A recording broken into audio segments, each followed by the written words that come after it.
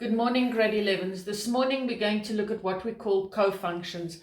Now, I've put the Cartesian plane up for you like I've explained before, and remember I said to you when we reduce an angle to an acute angle, we are always going to use what we call the green angles. Now, there are other angles if we look at things from a different perspective. So the first one is if we look in the first quadrant, and if we had to start at 90 degrees and go backwards, we would have an angle of what we call 90 degrees minus theta.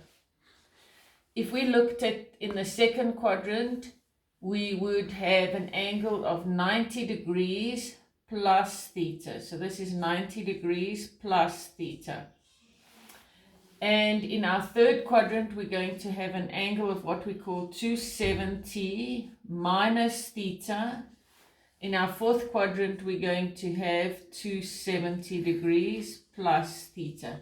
Now, these are referred to as our co-functions, and they refer to that because when we use them, we have to change sine to cos and cos to sine. So let's do a few examples. If we look at the first one, sine of 90 minus theta. I first of all look which quadrant is this in. It is in the first quadrant.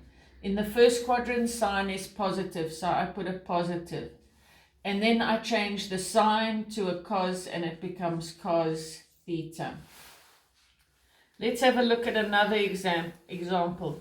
Cos of 90 plus theta is going to be in my second quadrant. In my second quadrant, cos is negative, so my answer is going to be negative, and I'm going to change cos to sine theta.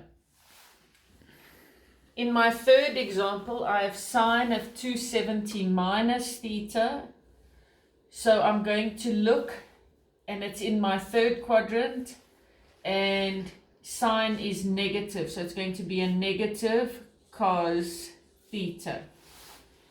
And then my last example, I have cos of 270 plus theta. That is in the fourth quadrant. In the fourth quadrant, cos is positive. So I'm going to have a positive sine theta. Please look at the notes and the examples I sent you.